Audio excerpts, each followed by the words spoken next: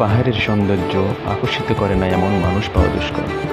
বিস্তীর্ণ বেলাভূমি আর পাহাড়ের ঢালে জমে থাকে বরফ এবং পাহাড়ি পাথরের বালির ডোরাকাটা দাগের ন্যায় সাদা কালো ঢেউ খেলানো দৃশ্য সত্যই আপনাকে মুগ্ধ করবে। অথবা সূর্যের বিষুবীয় রেখা বরাবর প্রচণ্ড উত্তাপে গলে পড়া পুরো স্তর বরফের চাদর ভেদ করে মাথা উঁচু করে দাঁড়িয়ে থাকা কঠিন শিলার পর্বত শৃঙ্গ আপনাকে হাত ছাড়িয়ে দেবে। আর যদি আপনি এতেও বিমোহিত না হতে পারেন, তবে ওই যে দূরে গাঢ় ও ধূসর বর্ণের পাহাড়টি দাঁড়িয়ে, সেদিকে একটু লক্ষ্য করুন। আপনার জন্য ক্যামেরা জুম ইন করা থাকবে, ভালো করে লক্ষ্য করুন। ওই পাহাড়ে প্রাকৃতিক কোনো বিশেষ সৌন্দর্য আপনাকে দোলা দিয়েছে কি? আপনার হৃদয়ে দোলা দিতে না পারলেও কোনো সমস্যা নেই, কিন্তু কথা দিলাম সামনে এমন কিছু তথ্য এবং বিষয় আপনার সামনে আসতে চলেছে যাতে আপনি বলতে বাধ্য হবেন, ওয়াও। যাই হোক, ক্যামেরা জুম ইন হতে থাকুক, আপনি ওই পাহাড়ের গুপ্ত সৌন্দর্য খুঁজতে থাকুন, আর এই ফাঁকে আমি আপনাদের জন্য পাহাড়ের পোস্টমর্টেম করতে থাকি। প্রাকৃতিক পরিবেশ আল্লাহ তাআলার অপরূপ সৃষ্টি। মহান আল্লাহ তাআলা পরিবেশের ভারসাম্য রক্ষা করার জন্য গাছপালা, নদী নালা, পাহাড় পর্বত সহ অসংখ্য জিনিস সৃষ্টি করেছেন। ইসলামের শরিয়াতে পরিবেশের ভারসাম্য রক্ষা করা অত্যন্ত গুরুত্বপূর্ণ বিষয়। ইসলাম এমন কোনো কাজ সমর্থন করে না যা পরিবেশের ভারসাম্য নষ্ট করে। মহান রব্বুল আলামিন আসমান জমিনের ভারসাম্য রক্ষা করার জন্য পৃথিবীতে পাহাড় পর্বত বানিয়েছেন। পবিত্র কোরআন শরীফেও এই বিষয়টি মহান আল্লাহ তাআলা বলেছেন এবং পাহাড়কে তিনি বিশেষ গুরুত্ব দিয়েছেন। এমনকি আপনি জানলে অবাক হবেন, পৃথিবীতে 11ই ডিসেম্বর আন্তর্জাতিক পর্বত দিবস পালিত হয়। বিজ্ঞানীদের মধ্যে ডক্টর ফ্রাঙ্ক প্রেস সর্বপ্রথম বলেছিলেন, পর্বতের অত্যন্ত গভীর শিকড় আছে পৃথিবীর অভ্যন্তরে। সত্যিকার অর্থে পর্বত একটি ভাসমান বরফ বা খুঁটির মতো। বিজ্ঞানীদের ধারণা মতে পৃথিবী অস্বাভাবিক উত্তপ্ত ছিল পাহাড় সৃষ্টির আগে। ধাপে ধাপে তাপ বিকিরণের কারণে পৃথিবী ঠান্ডা হয়, সঙ্গে সংকুচিত ভূপৃষ্ঠের ভিতরে থাকা অতিরিক্ত চাপের কারণে তার কিছু কিছু অংশ উপরের দিকে ভাঁজ হয়ে ফুলে ওঠে। এই প্রক্রিয়ায় পর্বত বা পাহাড় সৃষ্টি হয়।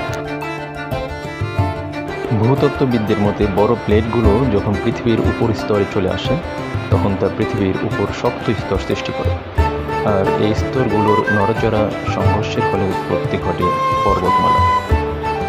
যখন দুটি প্লেট পরস্পর ধাক্কা খায়, তখন শক্তিশালী প্লেট অন্য প্লেটের নিচে গড়িয়ে চলে যায় এবং অন্য প্লেটটি বেঁকে গিয়ে পর্বতের উঁচু উঁচু জায়গায় জন্ম দেয়। আর যে স্তরটি নিচে চলে যায় তা আরও অগ্রসর হয়ে ভেতরের দিকে এক গভীর সম্প্রসারণের জন্ম দেয়। সুতরাং আমরা বুঝতে পেরেছি পাহাড় পর্বতের দুটি অংশ রয়েছে। একটি ওপরের অংশ যা সবার কাছে দৃশ্যমান, ঠিক তেমনি নিচের দিকে গভীরে এর সমপরিমাণ বিস্তৃত রয়েছে যা আমাদের কাছে অদৃশ্যমান। এবার আমরা চিন্তা করতে পারি, পাহাড় যদি সৃষ্টি না হতো বা যদি পাহাড় না থাকতো তাহলে কী হতো?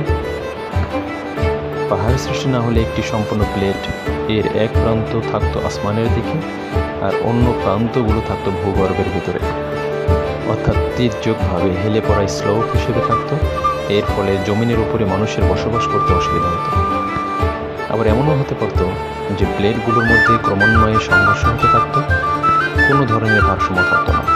সুতরাং আমরা দেখতে পাই পাহাড় সৃষ্টির মাধ্যমে প্লেটগুলোর মধ্যে ভারসাম্য ও জমিনের উপরে মানুষের বসবাসের অধিকতর সুন্দর পরিবেশ সৃষ্টি হয়েছে।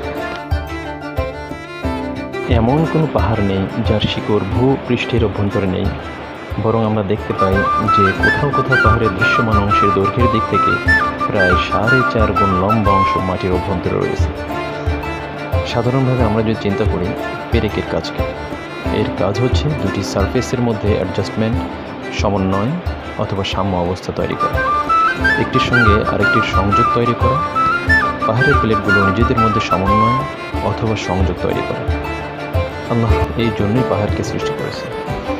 পাহাড় গঠন সম্পর্কে বিজ্ঞানীদের দৃষ্টিভঙ্গি হচ্ছে, মহাদেশগুলোর যে অংশটা চওড়া বা পুরু, সেখানে সারি সারি পাহাড় রয়েছে এবং ওই স্থানের ভূপৃষ্ঠের শক্ত স্তর বা ক্রাস্ট ম্যান্টলের ভিতরে গভীরে ঢুকে যায়। আসলে আধুনিক বিজ্ঞান এই বিষয়গুলো দিয়ে তাদের চিন্তাভাবনা মতামত দিয়েছে সাম্প্রতিক সময়। এর 1000 বছর আগেই কোরআন এই বিষয়ে আমাদের জ্ঞান দান করেছে। কোরআনের একটি আয়াতে পাহাড়কে সরাসরি পেরেকের সঙ্গে তুলনা করা হয়েছে। আমি কি জমিনকে করিনি বিছানা সদৃশ্য ও পাহাড়গুলোকে পেরেক স্বরূপ? সূরা নাবা আয়াত 6-7।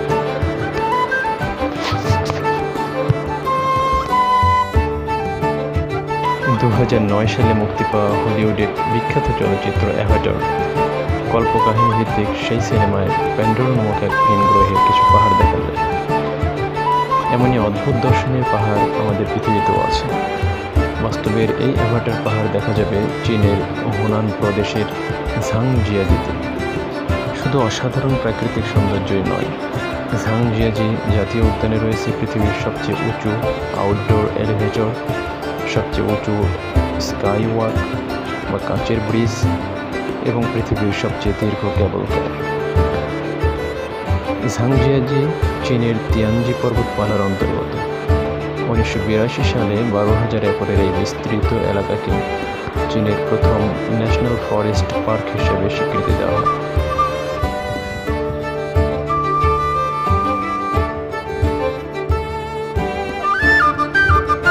এই জাতীয় উদ্যান আবার ইউলিংগিয়ান প্রাকৃতিক অঞ্চলের অংশবিশেষ, যা কিনা 1992 সালে ইউনেস্কো বিশ্ব ঐতিহ্যবাহী স্থান হিসেবে স্বীকৃতি পায়। এই এলাকার প্রধান আকর্ষণ হল বিশাল বিশাল স্তম্ভের ন্যায় পাহাড়। অদ্ভুত এই গঠনের কারণে ভূতত্ত্ববিদগণ এগুলিকে পাহাড়ের পরিবর্তে স্তম্ভ বলে অভিহিত করেন। এইসব স্তম্ভের সর্বোচ্চ উচ্চতা প্রায় 4,000 ফুট, তবে সমুদ্রপৃষ্ঠ হতে এই স্তম্ভগুলি প্রায় 13,500 ফুট উচ্চতায় অবস্থিত। খাড়া এই পাহাড়গুলি বিশেষ এক ধরনের বেলে পাথর দ্বারা তৈরি। বছরের পর বছর ধরে পাথরের উপর পলি জমে এখানে পাইন গাছ জন্মানোর উপযুক্ত পরিবেশ সৃষ্টি হয়েছে। ফলে পাহাড়ের গায়ে পাইন গাছের জঙ্গল চোখে পড়বে। হলিউড চলচ্চিত্র পরিচালক জেমস ক্যামেরন এই তিয়ানজি পর্বতমালা দেখার পরে প্যান্ডোরা গ্রহের পাহাড়গুলো নকশা করেছিলেন।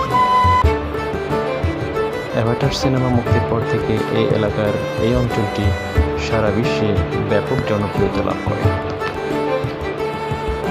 সেই জন্য চীনা কর্তৃপক্ষ অ্যাভাটার সিনেমার সম্মানে আনুষ্ঠানিকভাবে এখানকার একটি স্তম্ভের নাম রাখে অ্যাভাটার হ্যালেলুইয়া মাউন্টেন।